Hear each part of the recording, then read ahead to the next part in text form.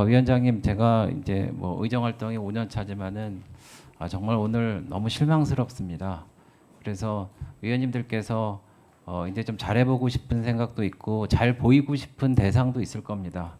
근데 그거에 상대방 청문위원을 비하하거나 사실을 왜곡해서 그 목적을 이루시는 것은 온당치 않다고 생각합니다.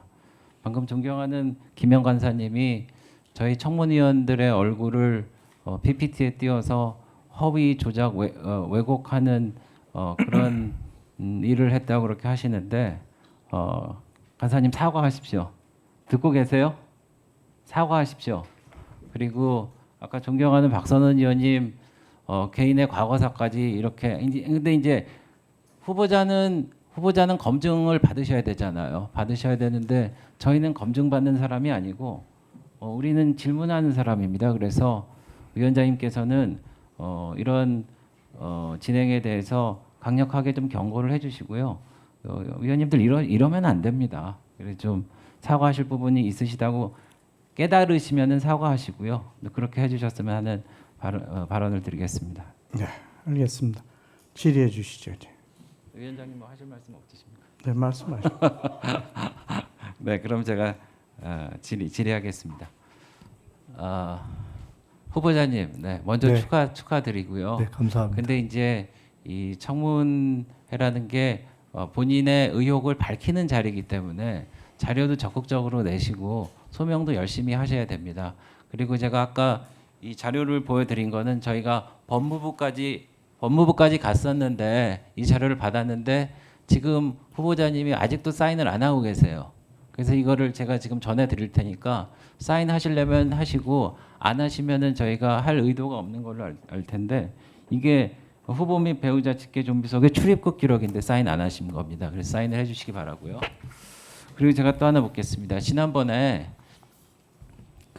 좀 전에 말씀하셨죠. 돈에 대해서 결벽증이 있고 특히 첫 번째 그 형사처벌 받으셨을 때 영수증을 뭐라고 그러셨죠? 다시 한번 좀 말씀해 주시겠습니까? 영수증이 어떻게 됐다고 말씀하셨잖아요. 발급이 안 됐다고요? 네, 그렇습니다. 우선 조금 전에 그 자료 동의하겠냐고 여쭤보신 부분에 대해서는 네. 아까 말씀드렸듯이 저는 특별히 다른 어떤 기준에 의해서 하는 것은 아니고 저도 물어서 하는데 과거 한덕수, 황교안, 이완구, 네, 정호원 거기까지만 등이 듣겠습니다. 그분들이 이거 보시고요. 기준에 썼던 법규와 규정에 출입국 따라서 하고 있기 기록이니까 때문에 하시고 싶으시면 하시고 네. 하시고 말면은 본인 그래서 자유입니다. 아까 그리고 두 번째 무자료 질문이요. 네. 그리고 그러니까 말씀이 길어지시니까 영수증 관련해서 검찰에서 법적으로 문제 삼은 것은 이 후원금의 영수증을 발행하지 않았다는 것인데 중앙당에서 의당 처리하겠지 않은 생각한 실무자들이 중앙당에 확인하지 않은 것이 실수라면 실수였다. 그러나 영수증을 떼어주어야 한다는 것을 미리 알았다면은 시장 선거 캠프에서는 떼어주지 않을 이유가 없었던 일이었다. 이렇게 쓰셨는데 이거 본인이 쓰신 건데 네, 맞습니까? 사실입니다. 사실입니까? 그럼 제가 PPT를 좀 보겠습니다. 근데 판결문에는 이렇게 돼 있어요. 보십시오. 후보자는 정치 자금을 들고 온 기업 관계자, 당시 구조조정본부장과 영수장에 대해 이야기를 나눴는데 후보자가 구조조정본부장한테 영수증은 어떻게 해드리면 되겠습니까? 하고 본인이 물으셨어요.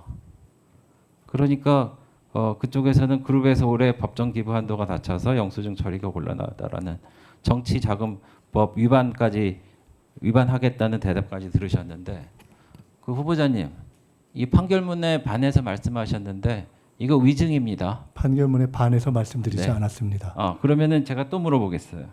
설명을 잠깐 드려도 될까요? 아니 제가 먼저 물어볼게요. 네, 하시고 그리고 답변 드리겠습니다. 그리고 김민석 후보자님이 그 정치자금법 위반으로 처벌받은 사례가 또 있습니다.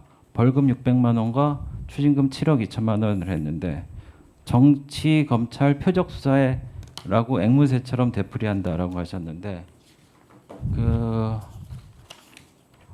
정치 검찰 표적 수사 맞습니까? 짧게 네, 대답해 맞습니다. 주십시오. 네. 그러면은 제가 이것도 PPT로 한번 보여드리겠습니다. 다음 PPT. 다음 PPT. 다음입니다. 근데 후보자가 이렇게 말씀하셨어요. 후보자 본인이 이메일로 보내셨습니다.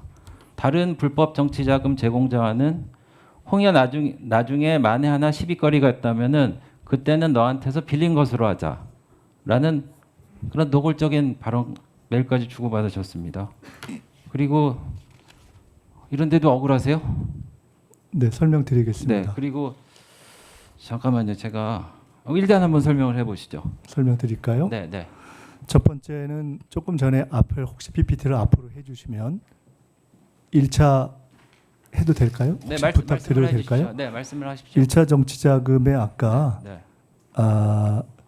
그룹에서 올해는 법정 기부 한도가 다 차서 영수증 처리가 곤란합니다. 라고 하고 중략을 하시고 판결에 대해서 쓰셨는데 그 뒤에 제가 그러면 나중에 실무적으로 처리를 할 방법이 있는지 알아보겠습니다. 라고 하고 제가 전달했다는 부분은 빠져서 지금 말씀을 하셨고 아니 근데 그 부분이 포함돼도 마찬가지인 게요.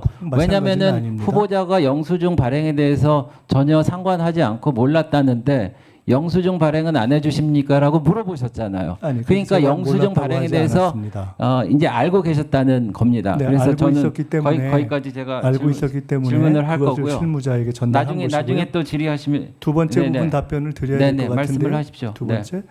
두 번째 부분은 정확하게 저것이 검찰이 어떻게 공소장을 잘못 쓰는가에 대한 드러나는 것인데요.